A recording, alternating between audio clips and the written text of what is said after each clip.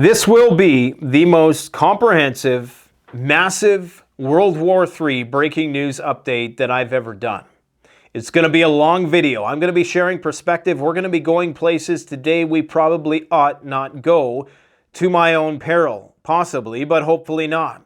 So I'd strongly encourage you, put me on in the background while I fill you in on what's going on and what I believe is about to happen. Oil some steel, vacuum seal some stuff, lift some weights, do whatever preparedness activity you got so you can multitask. We don't got time to waste. Let's just dive into it. First, I'm going to talk about the headlines. Then I'm going to share my insight about what the next Black Swan event is going to be. Then we're going to go into more depth. We're going all over the map. As World War III expands, these videos get longer and longer. First on the agenda, Putin is heading to the Middle East for an emergency meeting, and you can bet that his entourage has their finger on the nuclear trigger. Why? Because this is the first time Vladimir Putin has left the country, really, and not counting North Korea and Belarus. This is the first time he's getting on a plane, he's crossing a major body of water, and he is going to Saudi Arabia. He's going to a couple other countries in the Middle East.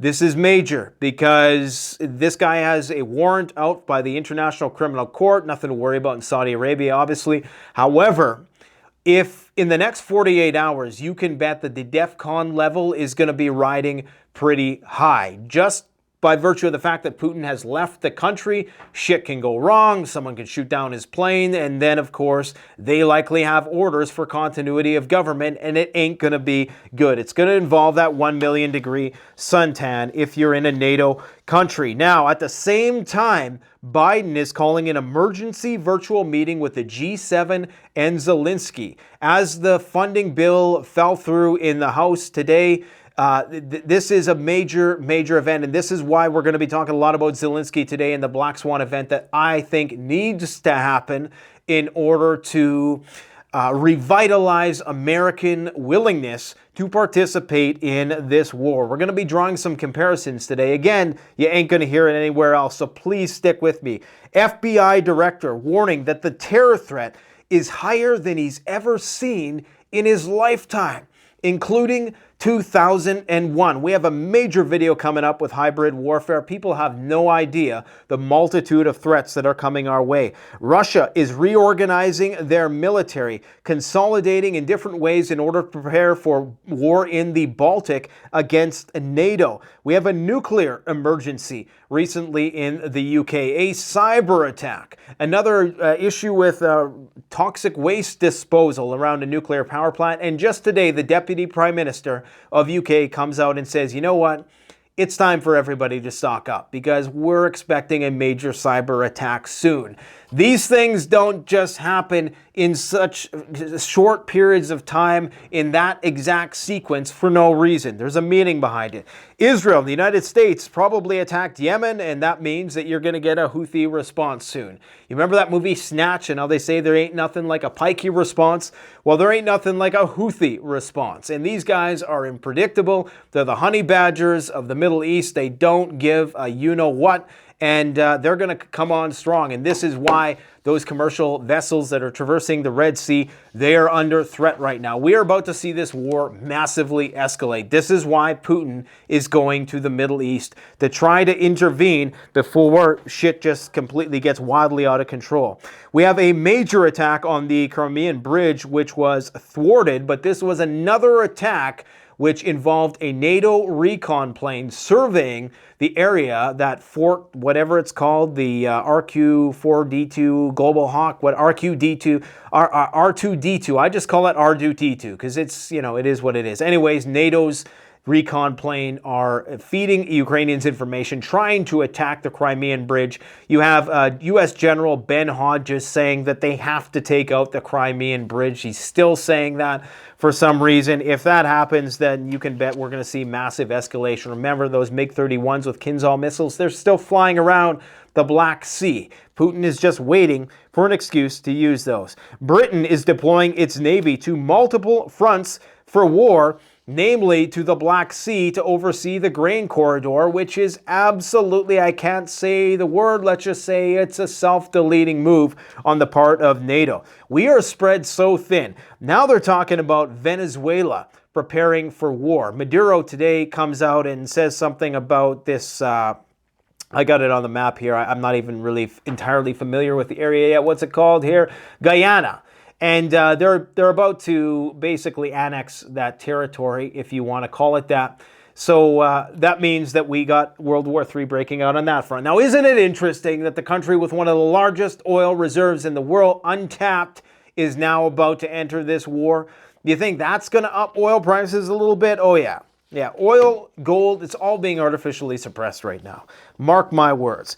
We have the U.S. building a new nuclear-resistant aircraft. They're phasing out the old doomsday planes because they got to take care of numero uno, that's themselves. And I'm talking about the elites, of course. Gold price retracement, we got to talk about what that really means. It spiked wildly. Some crazy shit happened in the gold market just the other day. It went to 2150 and then it quickly retraced back down below what it was before that day started, back down to now it's like 2030. We're going to talk about what that really means, the manipulation in the COMEX market and all that stuff. So just stay tuned. We got Grand Theft Auto 6 trailer leaked early, and that is about to blur the lines of reality and the virtual world. You know, I've always said that they're going to time this just right, so when we're in total chaos, we can just block it out. We put on our virtual headsets, get in our pods, our tiny homes, our living in our car. You know why those videos are trending on YouTube and these places? Living in your car, living in a van. I survived in my van and all this stuff. Because that's your future, okay? And it's just slowly acclimating you to the reality that you're likely going to live in a closet in the future with a virtual headset on, getting skip the dishes, but it's not going to be real food. It's probably going to be some other sludge that your brain is tricked into thinking tastes good, just like the Matrix, right? People are getting dumber, a new study shows, as the debt grows higher. Debt grows higher, people get dumber. Do you think our civilization is on the brink of collapse yet? I know you're just waiting for that flashbulb event. Let's talk about that flashbulb event. What is a flashbulb event? You hear me utilize this term. It's actually a psychological term in memory studies. And it's in an event, a flashbulb event is an event that most people can collectively recall where they were when that happened. You remember when they say, well, where were you when such and such happened? In order for an event to be of that magnitude, it has to be very significant. And this is what you need if you're going to try to engineer a response, okay? You need a flashbulb event. Now, we're going to talk about Ukraine first, because there's a lot of misconceptions about what is going on. Oh, Ukraine, United States is going to leave Ukraine. They can't. They absolutely cannot.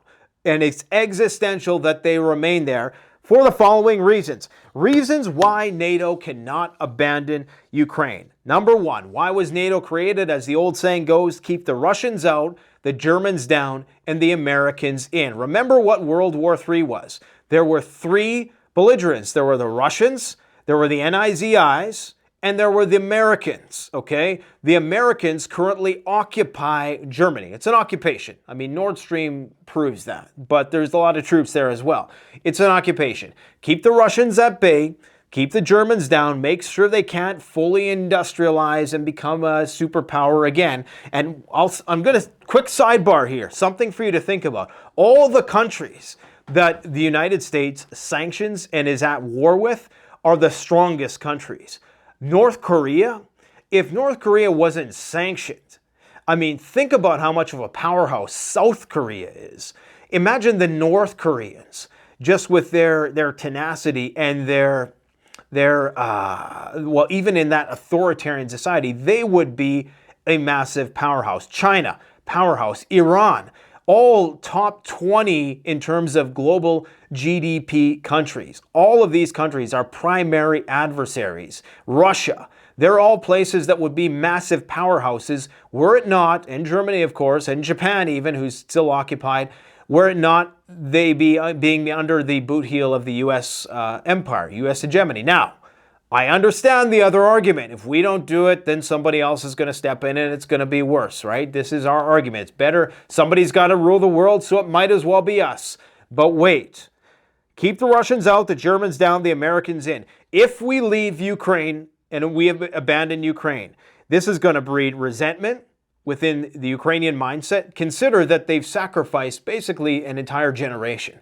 They've lost millions of people either to egress from the country, from emigration, or to the war itself, casualties of war, okay? And you're going to get a lot of turncoats. You're going to get a lot of people who renounce NATO, and they could potentially join the other side. You don't think it can happen? When wars are won, especially decisively, things flip like that. Look how fast Japan flipped. Look how fast Germany flipped, okay? Things can change. And I know there's a lot of people, NAFO crowd out there doing your job at your little troll farm at your desk, getting ready to type some snide remark about how blah, blah, blah.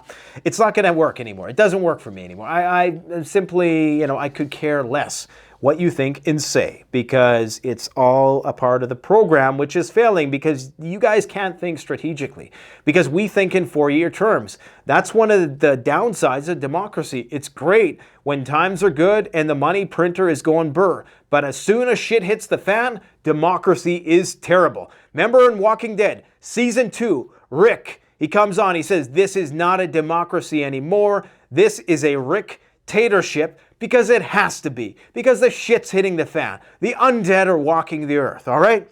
So we have the international community trust issue. If the United States can't hold it down, that's when the sharks start swimming. That's why Venezuela's doing this shit right now, okay? That's why everybody's starting to make a move. That's why North Korea is emboldened right now. That's why the Iranians are emboldened right now, because they see what's going on. And the Chinese, they're just sitting there, filing in their nails.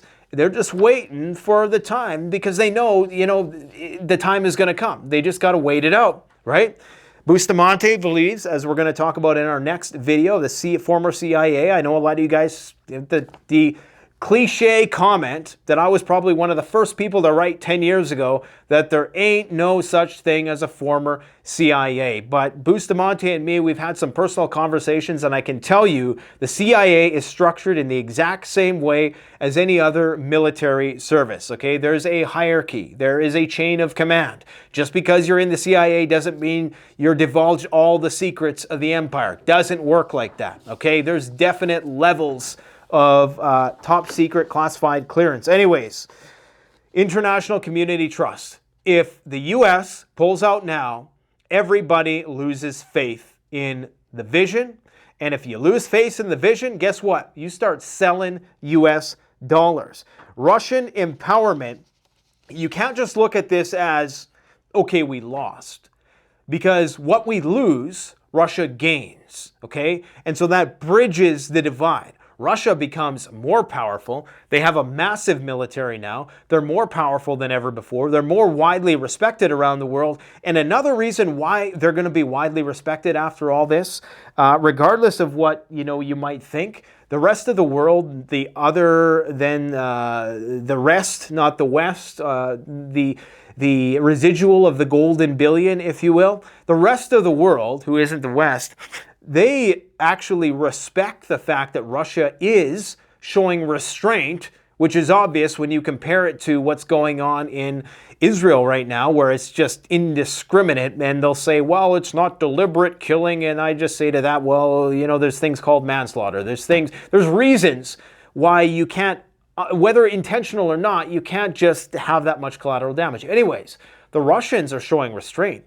The Russians sent their guys to die on the front line in the thousands, hundreds of thousands of casualties, okay? They made the sacrifice so they didn't have to use a nuclear weapon. Other nations see that and they say, okay, maybe we can trust these guys.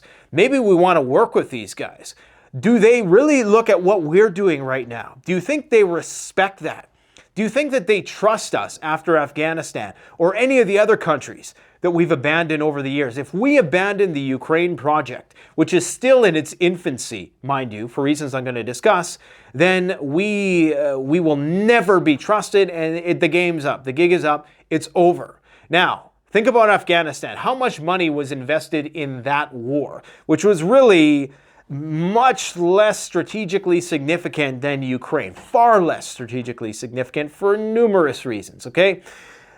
We spent I think the upper estimate was like 5 to 6 trillion. I'm sure the number is going to keep growing as you factor in different things.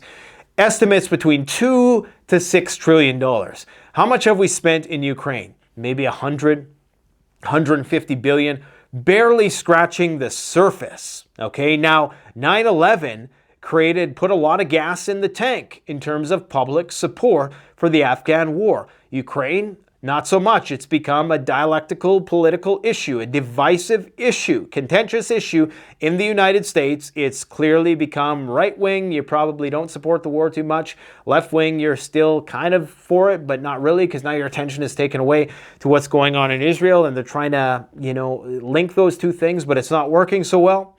So what's likely going to happen on that front is not only are we going to see the Russian expansion of influence and power proportionate to the loss of the United States, but they've also now lost the strategic edge. They've lost the frontier.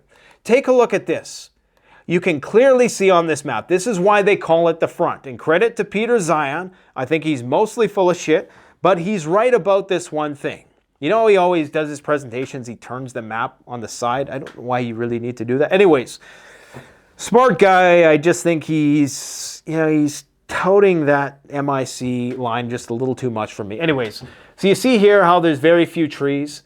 If NATO ever wanted to do a ground invasion of Russia, they pretty much have to come in via Ukraine, because this is the front.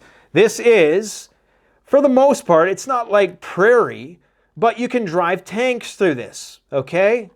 You can drive tanks, and that's why Russia ain't finished at the territories. Ideally, they want everything east of the Dnieper River. That, for them, in their minds, is the perfect boundary. Now, we're living in the age of cruise missiles, ballistic missiles, airplanes. Why do we care about this kind of stuff? Well, you still have to occupy. You still have to have an occupying force. Now, if they lose Ukraine, they completely lose the strategic edge. Because if you look at these countries, well, here you got Belarus, which is their bulwark down here. But the actual border, okay, you have Finland up there. It's all treed. It's all forested. Good luck driving tanks through this forest into Moscow. Not only, I mean, look at this topography here. You're never getting tanks through here. I mean, trust me, I'm in the boreal forest up here in Canada. There ain't no bug-out vehicle going to get you through the boreal forest. And plus Latvia, Estonia, Lithuania, these countries, they simply don't have the manpower. Plus, if NATO wants to reinforce them, they got to come across the Baltic Sea. Now, granted, there's a lot of NATO countries, and I'm sure they're starting to mobilize for this contingency, which is why you're getting all these warships, blockade of Kaliningrad, contemplating the blockade of the Gulf of Finland, and so on and so forth. But this is a major issue, okay? If they lose Ukraine, they lose that edge probably for a long, long time, for many, many decades, until they can undermine the Russian government again. So that is another reason. The other reason is they're just going to lose clout, as I said before. And these guys, I'm sure they got a bit of an ego, some of them, and they don't want to have to admit defeat. So that's another thing. The US dollar is going to weaken if the euro strengthens. Something to keep in mind. And this is that whole idea of keeping the Germans down, but it's really not just about keeping the Germans down. It's about dominating Europe. The euro is what competes with the US dollar. It's not the yuan, it's not the BRICS countries, it's the euro that has the second biggest share as a global reserve currency. It's the one that people see as most secure. Probably in part due to their alliance with the United States, and I'm not sure how that might factor in, if there is any separation between those two countries. But if they don't keep Europe in a state of arrested industrial development, then the US dollar is going to suffer. And and we already have so much pressure on the US dollar, the last thing they need is for the euro to gain dominance, or for the European markets to start to become competitive. So you have Nord Stream basically cutting Germany off and Europe from cheap energy. Now they're buying record amounts of liquid natural gas, not only from the United States, but also from Russia. So they're just paying more money. Okay, so it's going to be harder for them to become more solvent. It's going to be harder for them to get their credit ratings up. It's going to be harder for people to have confidence in these currencies in the European economy. Okay, we have the dissolution of NATO. Okay, because this could happen. NATO could just start falling apart now over these disputes around Ukraine. Sure, you know, they almost had Ukraine in there as number 33 of the NATO members. No surprise, no coincidences there. We're going to talk about 33 in just a moment. I love me a good rounding out the video with some numerology. Diminishes their reputation as a stabilizing force. It shows weakness. Okay, blood in the water. As Bustamante said, it's been shown that you cannot win a war on two fronts, much less, what are we at, 5 fronts, 6 fronts? Because we got Ukraine, we got Israel, we possibly got Iran, which you could say are part of the same front. We got North Korea, we got Taiwan, now we got Venezuela. They're talking about, you know, doing some kind of small-scale intervention there. So to say we're entering a war cycle and we ain't got no troops, they're all too busy anticipating Grand Theft Auto 6 is holy shit. Talk about conscription. I think this event that's coming might be the one that triggers the mobilization of force in the United States and gives them a reason to force people into conscription. And lastly, they spent, as I said before, way more on Afghanistan than they did in this war. We haven't even begun, and this is of far greater strategic significance. Okay, now, here's what I think the flashbulb event could possibly be, because it's no surprise to anybody at this point in time. Even the mainstream media is talking about how unpopular support for this conflict is. You got to ask yourself another thing, and maybe I'll save that part for later if I can remember. I got so much stuff in my head, maybe I should just say it first. I'll say this first. Ask yourself why this border issue is so important for the Democrats, okay? Why are they willing to forego the passing of a bill that would see $104 billion? That's just the first leg of it. You know, why are they willing to just say, okay, we'll agree to certain things? I mean, really, it's an issue that almost everybody agrees, even Democratic cities agree now, is becoming a problem. They've left the floodgates open for some time, and it's only going to get worse if another war breaks out in South America. So, and as economic conditions worsen around the globe, it's only going to get worse. So they have to deal with it now. So you would think that everything I've told you about how strategically significant this issue is for Ukraine, and don't just say, well, because they need people to come across and vote and yada, yada. They got more than enough to work with there if they really wanted to, mess with things. And I'm not even going to get into that because to me, left, right, it doesn't matter. If Trump gets in there, they're going hard in the Middle East. Trust me. Trust me. They are going hard in the Middle East. Right wing, they love their Chinese wars and their Middle Eastern wars. The left wing seems to be okay fighting a war in Europe. I'll just leave it at that. Now, flashbulb event. What kind of flashbulb event can we expect? Well, in order, you got to think for a second. What would have to happen for the Americans to be gung-ho about fighting the Russians again? It would have to be something massive, okay? And they can do it. The power of media, and I'm not saying it's going to be like a false flag or anything. I'm just saying that opinions can change overnight. We've seen that happen. Like, look at Elon Musk. He used to be the left darling. Overnight, he was just turned into the demon, right? So, opinions can change rapidly, especially if there's a concerted effort with the media. It doesn't take long at all. So if they can get the demonization and the Russophobia ratcheted up with some major event, and I'm not saying they're going to create the event, I'm just saying, right? I support the current thing. I'm one of you NPCs. Zelensky gets martyred. That's the worst case scenario. Zelensky gets taken out, right? In the sense that, of course, by the Russians, because then you immortalize him as a hero, right? And then there's all the good stuff comes to, and all the good stuff comes to the surface. He died for his country, blah, blah, blah, blah. You know, he wanted ammunition. He didn't want to ride. That'll be on his headstone, the whole 9 yards. If that happens, that's the Franz Ferdinand moment, okay, which could, you know, bring people's interest back into that conflict. I'm not saying that's going to be enough, but it might be the wild play they need to get this going. That's one thing. And there have been numerous assassination attempts, so it would be within the realm of plausibility and believability. People would say, okay, I can see how that would happen. They blame it on the Russians, of course, and or some political party which was adversarial to Ukraine, which was funded by the Russians, or something like that. Next is a NATO country being attacked by the Russians, okay? Remember they tried to pull this last year with the wayward S-300 missile defense system that was shot by Ukraine, landed in, was it Romania? No, it was Poland. And it happened this year as well with the something going on in Romania with the Russians getting a little too close for comfort on the Danube River. But NATO needs to be attacked. Okay, there needs to be a major attack, and it needs to be, it can't just be, okay, a couple guys got injured. It's got to be big.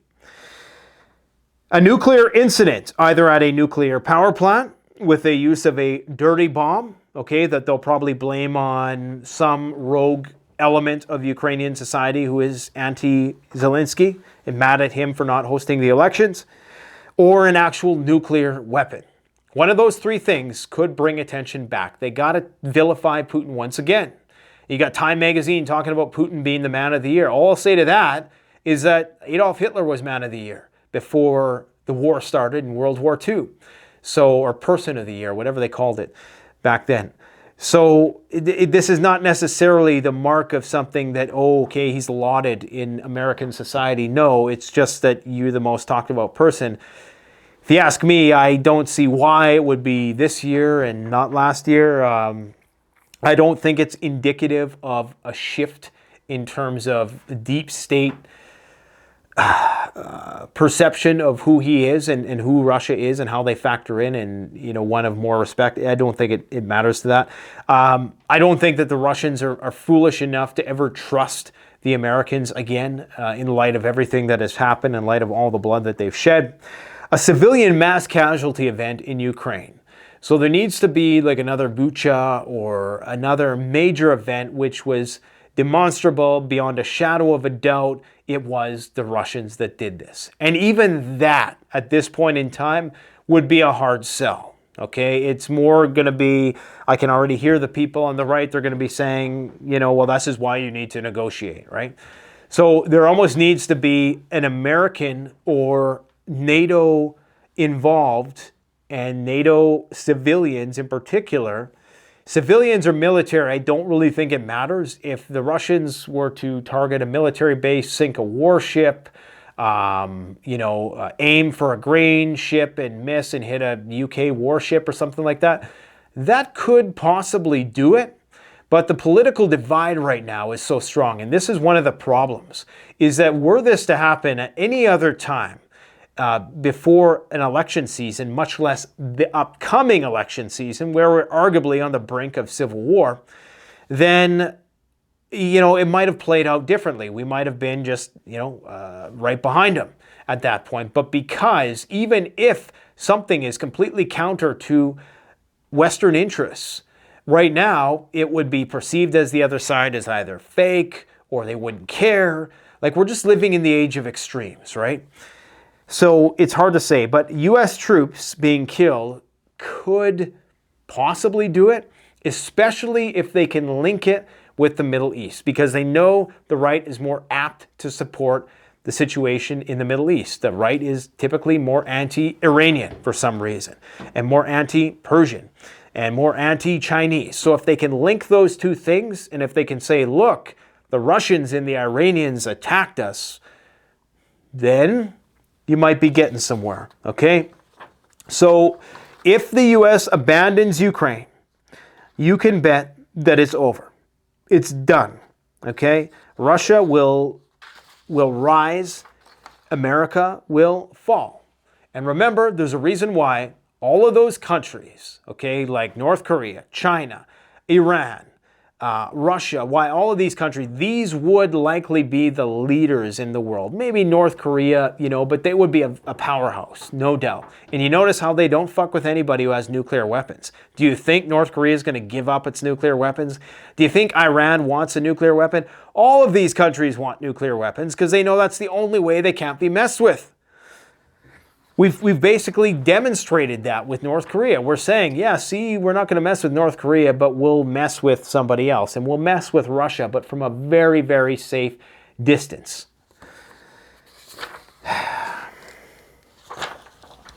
Ukrainian false flag. Okay, we talked about that. Zelensky canceled his speech that he was supposed to give in front of Congress to appeal for more aid. Now, people are saying, you know, there might be some real crazy stuff going on behind the scenes there in terms of the rift between him and Zelensky, the risk of being taken out, double-crossed, the risk of a coup. You know, anything can happen at this point in time because there are still, I do believe, there are still people inside that country that can flip. And I think that's what Russia was banking on when they first attacked. They were thinking that those people were going to play their roles, but maybe they got cold feet at the last minute. They realized that no, we're not going to be able to resist. The solidarity with this government is too strong, but they're still there.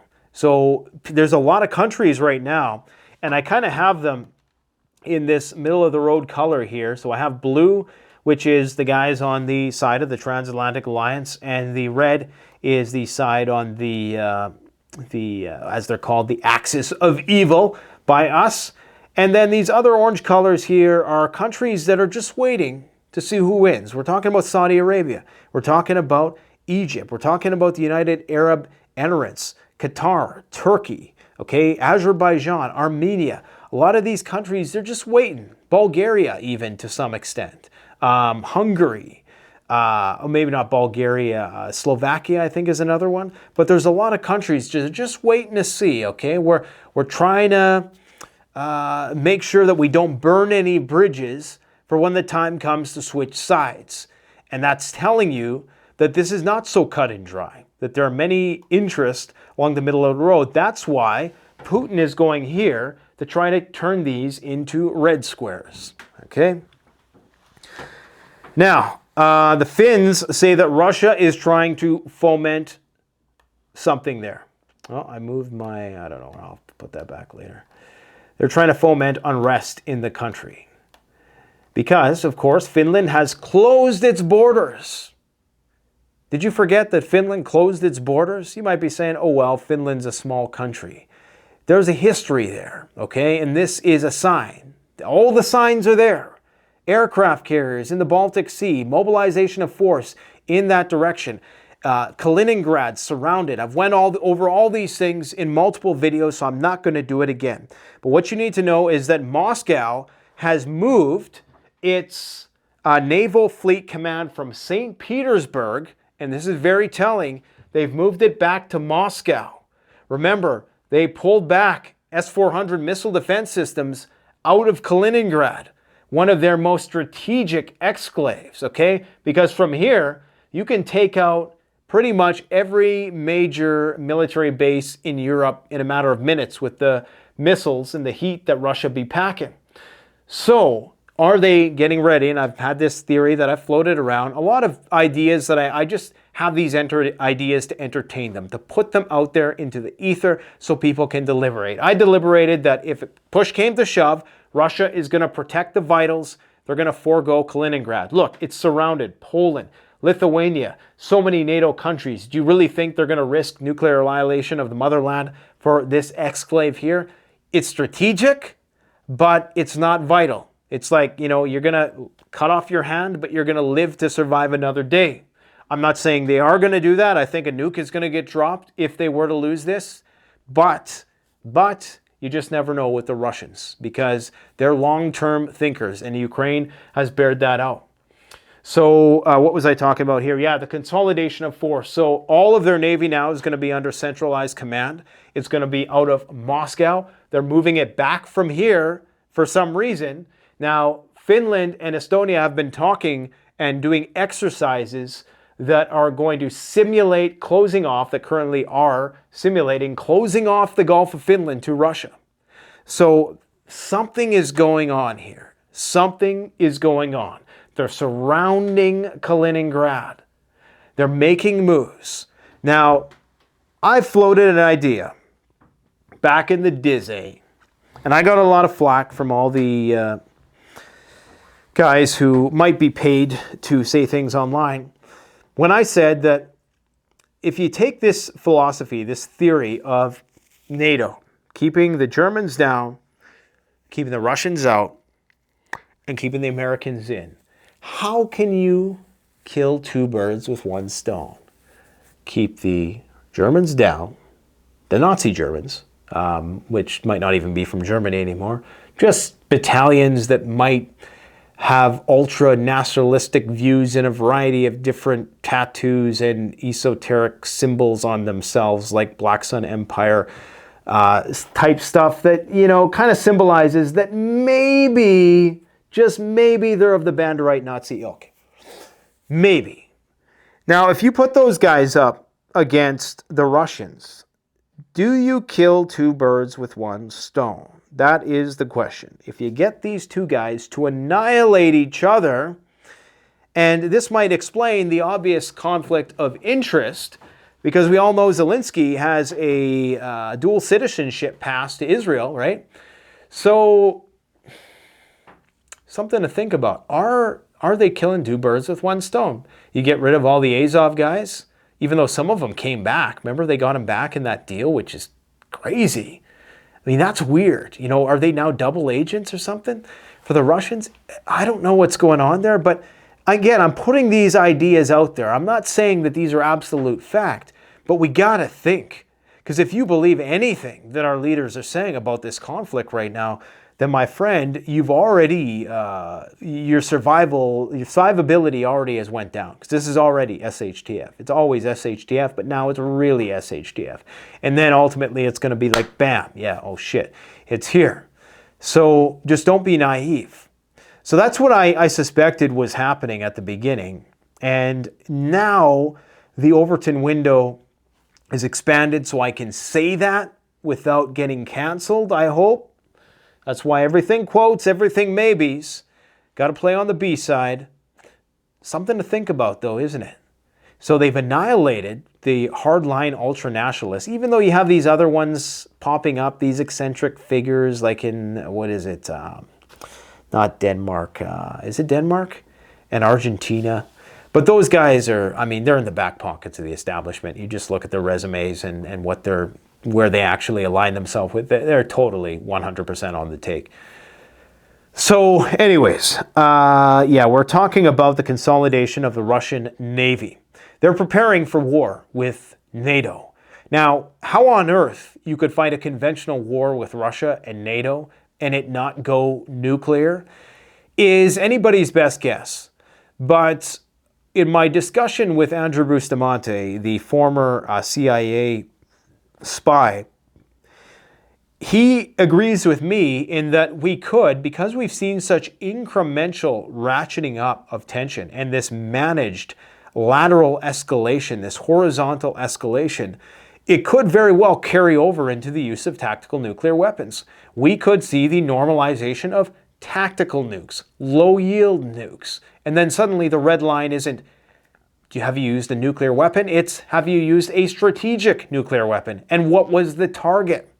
There's a lot of people, because we don't know, we don't have any, you know, we would have thought that attacking Crimea, putting guys over the border, assassination attempts on Vladimir Putin, taking out nuclear bombers. There have been countless red lines that have been crossed that should have already elicited a nuclear response, but haven't.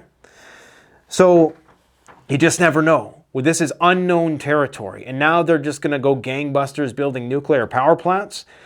You know, I mean, something tells me they just haven't thought this through, because we're seeing how nuclear power plants, we've never fought a world war in which there's been nuclear power plants in the battle zones. That makes for a very complicated, precarious state of affairs just like in Ukraine, and that is still an issue. Zaporozhye nuclear power plant, it is constantly losing power, being restored. There's an issue with nuclear waste there.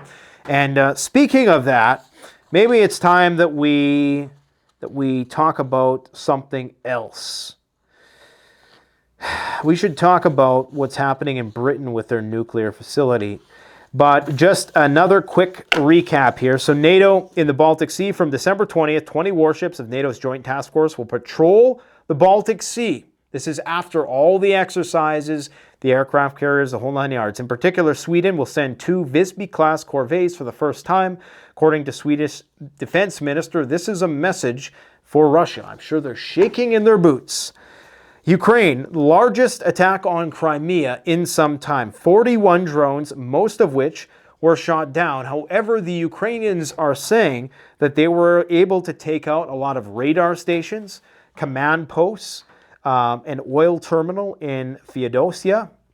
So they're saying that this was a probing, softening operation where they are eventually going to go in and do another massive attack. I don't know if Crimea was, I know a lot of their defenses were impacted by that storm that happened recently. And recall that not too long ago, they were setting up anti-tank barricades on the beaches of Crimea, okay? Right down here. They were setting up all kinds of anti-tank defenses along the shorelines. So they anticipated at one point that the Ukrainians might get the jump. And they tried, actually. The Ukrainians, I can't remember what this place is called, but they tried doing landings here. It was really just a photo op. Most of them got murked. And that was the end of that. But, okay, so where should we go next? OPEC has agreed to cut 2.2 more million barrels a day of oil. You know, something strange is going on with the Saudis and the Russians. They're trying to keep that price of oil up. Why the U.S. isn't doing their level best to fill up the strategic oil reserve is anybody's best guess. It's probably because they have a plan. It's probably because they're planning on using that stuff in the ground.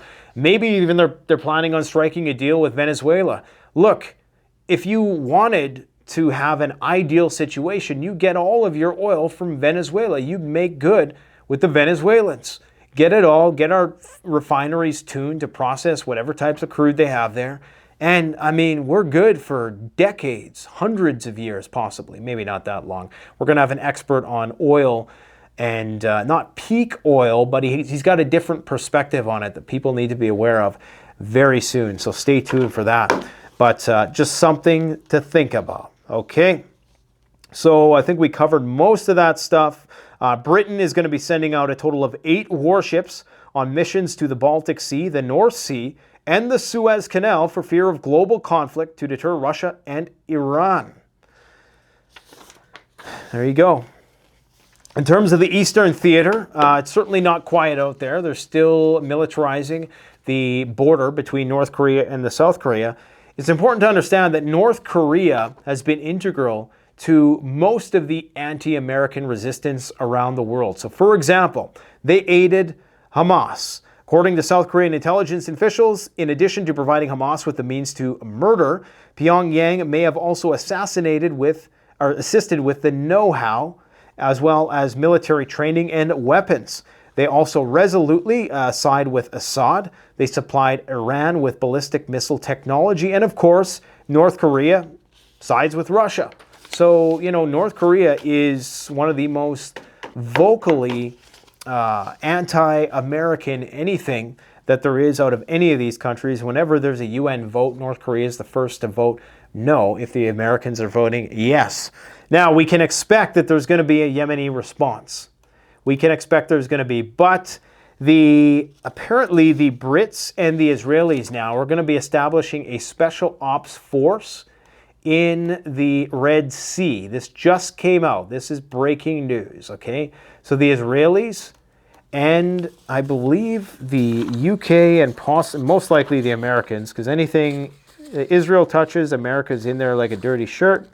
The only way you entrust a nation with nuclear weapons undisclosed and your finest weapon and their choice of any weapon that they want is if you're 100% on their side. They're just like another state, basically.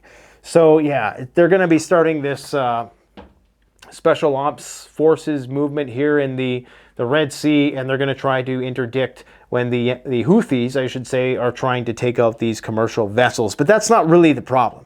Okay, the problem is if Iran unleashes the Houthis on Saudi Arabia, that's when shit hits the fan. Because the Houthis have demonstrated their capability to target Saudi oil fields, and they can make the price of oil go to $150 overnight. Probably more than that. So, how the price of oil is so low right now, either the economy of the world is really worse than they're saying, and that's what's driving it, or who knows. In terms of Venezuela, President of Venezuela, Nicolas Maduro, has announced tonight that the Essequibo region, where is my map here? Essequibo River region, okay, so they're going to try to take everything up until the river, a big chunk of Guyana. Now, why they need to do this when all the oil is right here? I mean, all of the oil, 270 billion barrels or something crazy like that, is right there. Now, this is jungle warfare. A lot of people don't think that the Venezuelan military is even prepared to do this at all. Jungle warfare is a whole other thing. I mean, we learned that in Vietnam, right? So, you know, their ability to get through this jungle, which is, I'm assuming, largely undeveloped, is going to be a real royal pain in the arse. Now, what else is going on? The Israelis are starting to use, they're starting to pump seawater, another asymmetrical, non-conventional tactic. So they're getting these big hoses. Now, the thing that they haven't considered here, what I hear nobody talking about, and there's actually a video of this, I guess I could show you.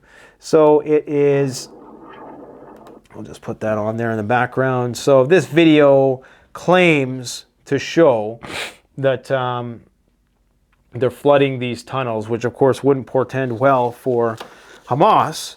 The problem is, I get with this, is that number one, that's a lot of hose. Okay, you got to think it's in miles of hose. Not that they couldn't do it, but in order to get this into all the tunnels in the region might not be as logistically simple as people think. You might be able to do this in the tunnels most proximate to the shoreline. The other thing is the contamination of your freshwater aquifers. Dumping salt water into the soil is the death knell for growing any kinds of crops in this region anymore, because this is going to saturate the soil. It's going to make growing things very difficult, especially depending on how far it permeates into. If you're talking about flooding the tunnels, the amount of water that you're going to need to pump is another issue in order for them to sufficiently flood or make them uninhabitable. And yeah, it's just going to contribute to, you know, complete land erosion, soil erosion, and salination of the ground. Now, people will say, well, yeah, but 75% of Israel's water comes from desalination. While that may be true, you know, it's going to render, there's always an equal and opposite reaction. Whenever you do shit like this, you know, there's always a negative, unforeseen circumstance that arises. And there will be one with this. What seems like an easy fix always has some double-edged component to it, okay? The Hamas rocket, remember when we said this? We told you that they targeted the Jericho missiles, the nuclear missiles, on October 7th. We're the first people to come out with that information, that these nuclear facilities in Israel were going to be in the crosshairs. I can take full credit for that one because I was the first to talk about that, how nobody is thinking about how are the nuclear facilities going to factor into this conflict.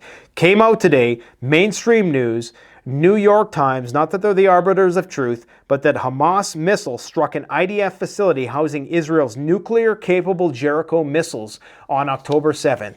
And what happens the very next day? The entirety of the U.S. Navy is there. You got 2,000 U.S. troops on the ground protecting this place. So there's a reason to all why this is so serious, okay? And that is part of the reason. Now, if that's what Hamas could do, imagine what Hezbollah is going to do. And that front is still getting lit up like a Christmas tree as well. Skirmishes are ongoing. The IRGC militias are still doing attacks all throughout. Speaking of which, I got to show you guys something, man. People aren't even putting two and two together on this one yet. Now, get a load of this. If you haven't seen this yet, this is something else. Okay, so in that Iranian military parade, if you watch the channel regularly, you'll remember when I showed you that. And they showed, you noticed a lot of their military equipment that they were demonstrating in the most recent military parade was this strange asymmetrical stuff where they had missiles outside of like cargo trucks. And, you know, some people are speculating that they might even have them in shipping containers someday. Whatever the case is, they were preparing for this very thing, for this asymmetrical war that's about to flare up in the Middle East. And lo and behold, just the other day, okay, take a look at this. This is insane. Okay, so this is, it looks like just another cargo truck or a petroleum truck or whatever. Now watch what happens. Watch closely. I don't think I can slow it. You see that? Look at that. Boom. Fires a missile out of there. Boom. That is absolutely crazy. This is the future of war. This is what World War III is going to be all about. This is next level guerrilla warfare tactics that we've never seen. Now, the ability to hit a target moving like that, the guy was probably just spraying and praying. But if they're able to accurately lock onto a target and shoot it whilst moving, then that's fairly significant according to some of the military experts that I've been speaking with. So that is just crazy. Crazy stuff. I want to give you guys a heads up. It's 51 minutes in. I want to say that if you were wanting to get any preparedness stuff before Christmas from CanadianPreparedness.com, order it now. Okay, it has to be ordered, I'd say, within the next day or two at the absolute maximum. And you might want to do rush shipping, especially if you want some of the rare things that we have here that no one else sells. There's a lot of stuff that I'm not going to get into, but just go check out the store. Highest quality survival stuff. We don't sell bullshit. Okay, I easily could sell the crappiest of the crap and have wicked margins, but I don't because I'm not, I got scruples, okay? That's all I'll say. A lot of people don't, and I guess more power to them. People are going to be naive. They like fancy packaging, but we sell the actual good shit. And you can get 10% off. Use coupon code Survival Prepper. The FBI director has warned of elevated terror threats. Now, this one's concerning in light of all the cyber activity. Recently, that attack, that cyber attack that happened on the water treatment facility in, I can't remember what state it was, but now they're trying to blame it on the Iranians because apparently it was an Israeli company that had the computer system there, so they're trying to say that the Iranians. Now, if you know anything about cyber warfare, it's very difficult to triangulate where the attack came from, if not impossible in most cases. So you're just making inferences on the scale of the cyber attack, whether it was an individual, a group, or a nation state that conducted the attack. They're saying that it's the Iranians. The Israelis have been saying that the Iranians are committing cyber attacks. So they're starting to shape the narrative that Iran is behind these cyber attacks. Not just Russia, now Iran, right? It's the Axis now. Chinese even, I'm sure they'll throw in there. But according to FBI Director Christopher Wray, I've never seen a time where all the threats, or so many of the threats, are all elevated, all at exactly the same time. When asked by Warhawk, or Chicken Hawk, I should say, Senator Lindsey Graham, in comparison to before 9/11, if he is seeing blinking red lights, Wray said, I see blinking red lights everywhere I turn. So these guys are telling us what's coming. We're going to see attacks on critical infrastructure, whether direct physical, kinetic attacks, or cyber attacks. It's coming, guys. Sellafield, nuclear site, hacked. And it may have now has a leak that could pose a risk to the public. And this becomes a talking point just days after they warned about this radiological incident, this cyber attack that actually has been ongoing, they're saying, but it started in 2013, so this wasn't recent as far as I know. But today, get a load of this. The guy comes out, the Deputy Prime Minister, and he says, Britons should stock up on torches and candles in case of power cuts, says Dowden. What? Why would you, I mean, their primary MO is not inciting a panic. So why would you do this? Are you testing the waters? Are you testing to see how people respond? Are people just going to not ignore it altogether? They could. After all, this wasn't a message delivered by Rishi Sunak. It was by the Deputy Prime Minister. Or are they trying to warn people without, inciting a panic? So you get the Deputy Prime Minister, the lesser known, well, at least by us anyways. And they say distinctly, alongside measures to better prepare UK for future pandemics, disasters, and cyber attacks. Pandemics? Why would you, So it's winter, obviously, but something ain't right about this. That sequence of events. They're talking about Sellafield nuclear power plant getting cyber attacks. The next day they're talking about toxic waste disposal and how it's a big controversy, ticking time bomb waiting to happen. And now, all of a sudden, they're telling you to stock up on torches, which I presume is their word for flashlights or something. You got to stock up on a hell of a lot more than torches if you're preparing for SHTF, but it's a start. Anyways, this is a major facility, by the way. It employs 11,000 people. The reporter saying that events could trigger an atmospheric release of radioactive waste at the plant, including explosions and air crashes. Now, if you guys don't have any ThyroSafe or potassium iodide in your nuclear kit, this is one of the cheapest things you can possibly get for nuclear preparedness. I'll post a link in the description. It's $30-40, if that, and you can get 10% off. Use discount code SurvivalPrepper. This is one of the first things you should get. People say, well, nuclear fallout, you're not going to need it for that. You're going to need it for the nuclear power plants.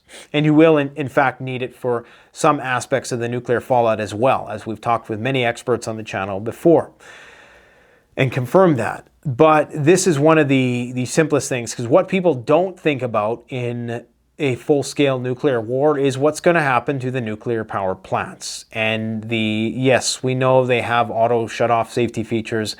However, there is the spent fuel rods, which is one of the biggest ticking time bombs. These things need to be kept cool. If not, you just get Chernobyls everywhere. And the entire East Coast, already uninhabitable from all the bombs that get dropped on it, becomes doubly uninhabitable. And we're entering the age of fallout. Speaking of which, we're talking about everything today. I told you this is going to be a banger of a video. We're gonna go for 90 minutes today. Fuck it. 33 Fallout. This is a new game, Fallout, and this is a game that I've always thought it's way too corny for me to ever be interested in. And I don't even really. There was a time when I enjoyed video games, but now it's like. All I see is pixels. I just see wasting my life in pixels. Anyways, that's my philosophy of video games now. It's a waste of time. It's a way to mind control, whatever. This is Vault 33. They're always putting this number in there. You know where the Federal Reserve, the largest bank where they store the most amount of gold, allegedly, in the United States is? It's at 33 Liberty Street. There's so much mystery surrounding this number 33. It's a numerical representation of the Star of David. It's the year that Jesus died. It's the year that, or so they say, it's the year that you're going to be in eternity, in the afterlife. You're going to be 33 years old. Some religions believe that. On and on and on. 33rd degree. We don't have to go there. But yeah, I don't know. It's just, it's right in your face. They're trying to subtly suggest, if there was, let's just say theoretically, remember, I'm an NPC, I'm not thinking here, I'm just saying, if there was some club, right?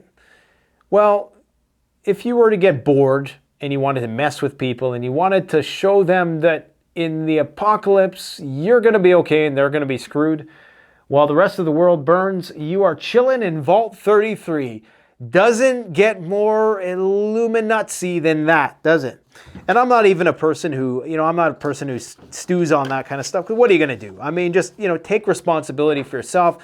Work hard, get ahead.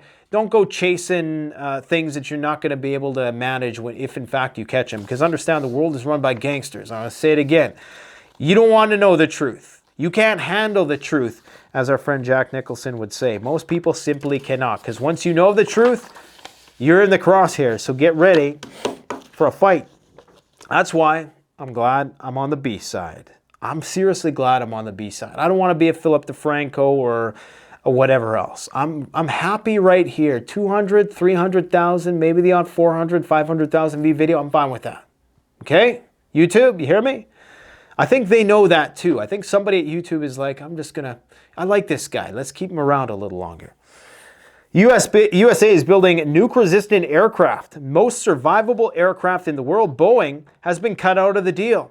They're replacing the E-4B Nightwatch, of which there are 4 in operation. These are doomsday planes, and they're going to be spending over $1 billion by the year 2028. Of course, that's going to grow to probably way more than that.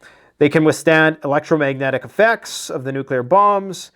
They provide a highly survivable command and control communication center to lead U.S. forces carry out emergency war orders and coordinate operations by civil authorities in the event of a national emergency, in which they advise you to get inside, stay inside, and wait for the news while you kiss your ass goodbye. Now, I should say, with respect to that Sheffield cyber attack, the government walked it back, and they said, "Oh yeah, no, it wasn't a cyber attack. It was nothing. Don't worry about it." Because maybe they got some, bad news from their insurance company or investors or something that was not a good look. Grand Theft Auto impressions. Grand Theft Auto 6. I, of course, was intrigued because I'm always intrigued by the advances in video game graphics in particular. If I'm ever going to play a game, it's got to be realistic. And with the exception of some real-time strategy games like Age of Empires, I like that. But I was already bored by the end of the trailer. I get what they're going for. They're trying to approximate what Florida would be, what Florida is currently. But I do worry that this game and what you're seeing in that trailer is not going to be what it actually is. It's going to be much more consuming and engaging than what they present there. I do believe that there's going to be a virtual reality component to this, which is going to make it so that people spend more time there than in the real world, especially depending on the scope of the game's online real-time multiplayer capabilities. If they're making arenas with thousands of people and ones that you continuously visit, where you buy properties in, and this is where not a lot of people have thought about this, but this is where, what are those things called that people bought? They're digital versions of, it was part of the whole Bitcoin craze in 2020. Somebody write it in the comment section. You know what I'm talking about. They're like if you want to buy a picture of a meme, people are buying these things for like $10 million. It's going to come to me, but that's where it's going to be important. Because I think you're going to be able to have an arena and you're going to be able to buy virtual property within that arena and interact in real time with characters in that world. A lot of them are going to be NPCs, and they're going to leverage large language models to make them seem more intelligent, and so it's not one-dimensional dialogue. You're going to be able to walk up and have a conversation with one of those people on the street, okay? I think that's what it's going to be, and this is why it's so scary, because this is going to completely distract people from whatever is going around the time of that game's release. And I don't think it's a coincidence about Rockstar, Take-Two Interactive. This game was,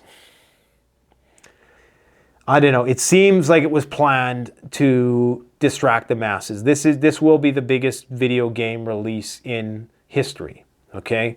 And so this is not just another video game. People need to understand that. this is going to create all kinds of problems, I believe. People are just, you know, the lethargy people have now to want to do anything outside the virtual universe is nothing, okay? What they're going to attempt with this game, they're going to have to put some kind of limits on it. I think this is where, you know, we start seeing legislation about, okay, how much time can people spend online, pay-per-use possibly, to prevent people from getting too consumed and psychologically warped by that world. And the reason why I'm saying this is because in that game, there is a video circulating on all the media platforms, but Twitter in particular, where they're showing all of those social media takes in the trailer, where, you know, you have the guy with the alligator wrestling it out of the pool and the woman with the axes. And these are all actually based on real stories, real TikTok videos that have been circulating on the internet of people in Florida. So they're trying to blur the lines between social media. So they're telling you what's going to happen, in that there's going to be a social media component in the game. Okay, so it's not just you're sharing this on TikTok, you're sharing it on the game's TikTok. That's what nobody's talking about. That's why you come to this channel. We also have to talk about what people are calling dinks. Okay, so let's talk about these people, okay? These are people that pride themselves on having no children and all the freedom that accompanies it. We go to Trader Joe's and workout classes on the weekend. We're dinks. It's some acronym for something. We can go to Florida on a whim. Yay, we're already planning our European vacation. And look at this barren woman here. We got desserts and appetizers at blah, blah, blah, blah, blah. We can play with other people's kids and give them back. Yay, we still do it 3 times a week. We're dinks. We spend a discretionary income on $8 lattes. Wow, we're materialistic, brain-dead fucks. Now listen, guys, I understand if you cannot have children, and I very greatly sympathize with people who cannot. I would say put every ounce of money you can into doing it. This is something you have to do. This is something this is the only reason why, and I'm going to give you gold right now, okay? All you ghostwriters out there, I hope you're taking notes. The only reason why you're sexually attracted to the opposite sex at all is procreation. It has nothing to do with the look of the person. It is strictly about getting that sperm into that egg. But your brain has tricked you into thinking it's this, and it's got to trick you, right? It's got to, the peak experience, peak human experience is sexual activity. Maybe some Tibetan monk might disagree, and they might say that, well, self-awareness is better. But that's the peak of physical experience, is sexual activity. That's because nature has to trick us into doing the deed, so we procreate.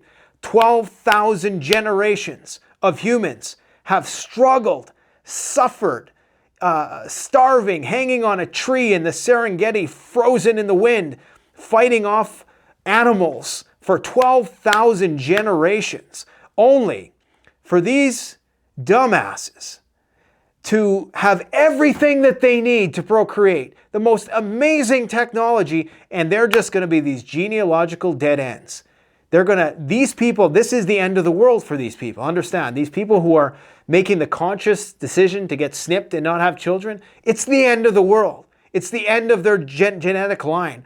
12,000 generations it took for these two to get to this purpose, and they're just going to stop so they can watch football and drink lattes and whatever other materialistic self-indulgence so they can be lonely by the time they're 50 and they can't do it anymore. This is why Western civilization is ending.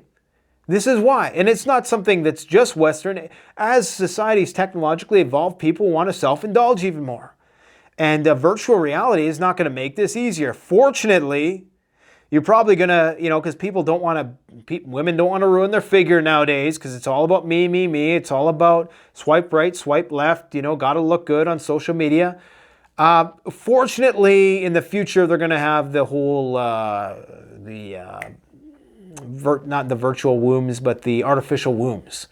So, you know, you're just going to be able to pay. They take an egg out of you and they put it in this artificial room, makes the baby. The government probably raises it till it's 18, and then you go and visit it once, and then it goes on its own. And then that's it. There, you're not a genetic dead end anymore, right?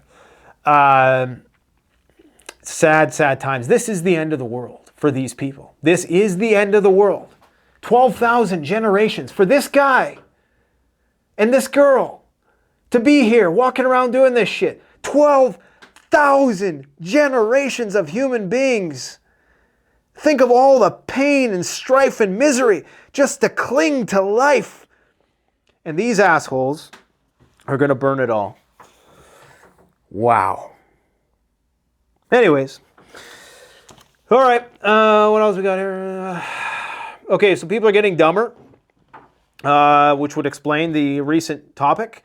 Average trends in mathematics, reading, and science down since the year 2000. Okay, you can see, pew, right down, straight down. Not looking good.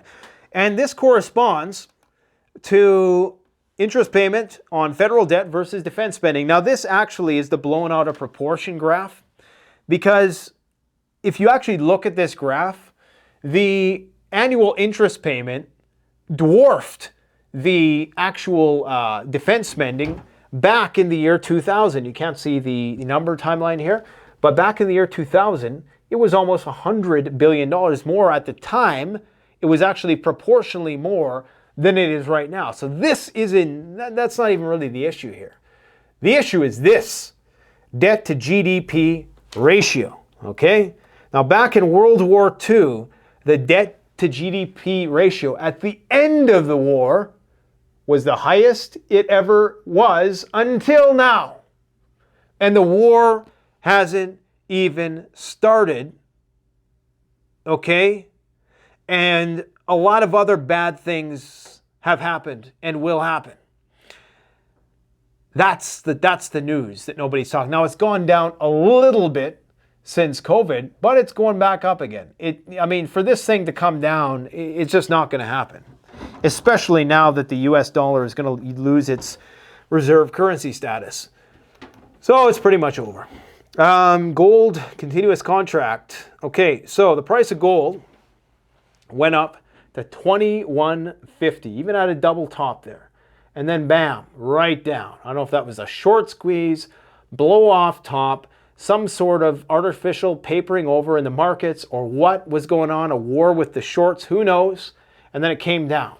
And then it came down again. Now it's probably around the 2030 range. It doesn't matter, because gold is not something you buy to make money. Now, there are some people like Rafi Farber, we've had on the channel before, who's an excellent economic commentator, who believes that when the system finally does collapse, gold is going to be revalued and it's going to be a lot more.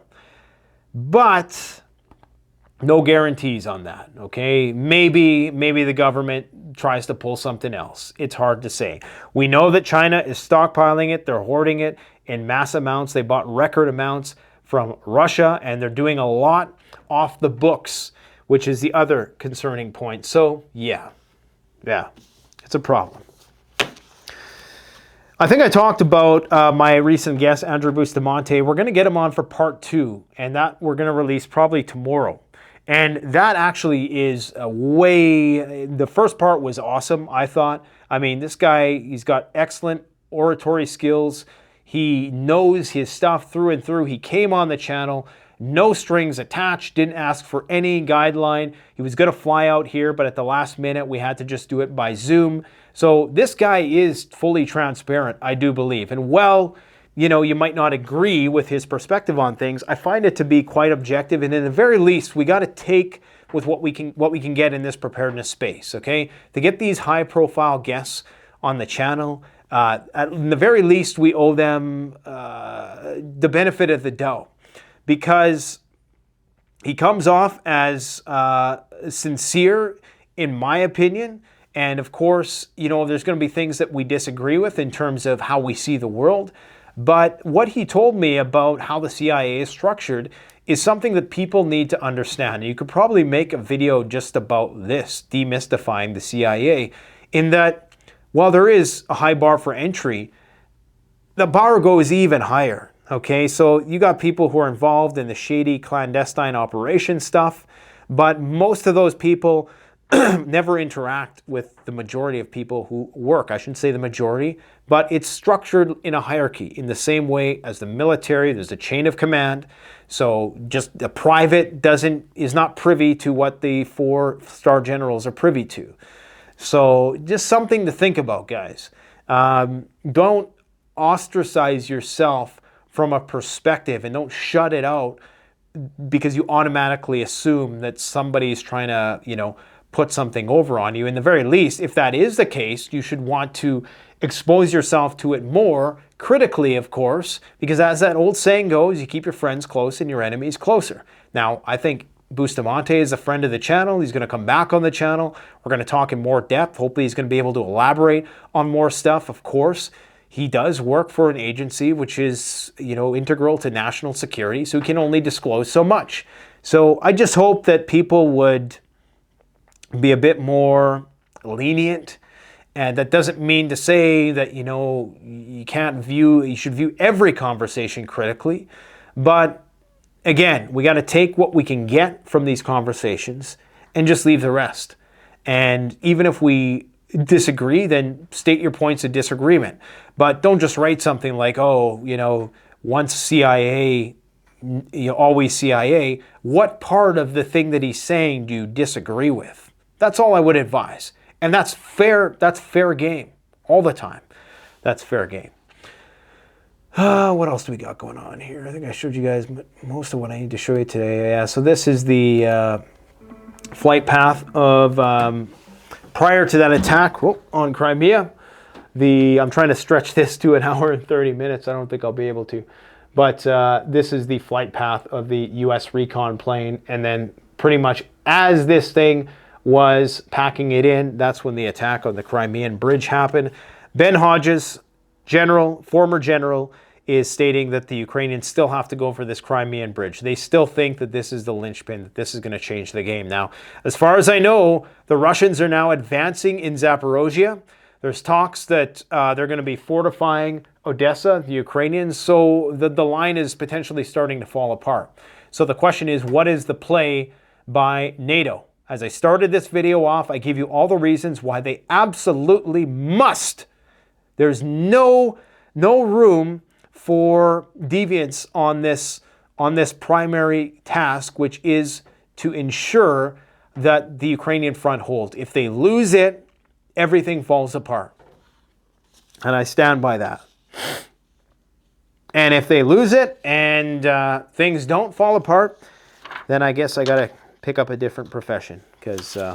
But most people who know what's going on and aren't entrenched in one side of the debate or the other, they can understand exactly what I'm saying. And even the Republicans understand this too. So something to keep in mind. Anyways, guys, get your Christmas gear. A great gift is always preparedness stuff. Because one thing I'll say about any preparedness tool is that you might not use it for a year or 2 or 3 or 4. But when you do finally use that item, you are really, really going to use it. I think there was one more thing that I wanted to talk about here. What was it? Now that I remember, I think it was Gen Z. Gen Z, apparently, well, maybe I'll save that one for tomorrow.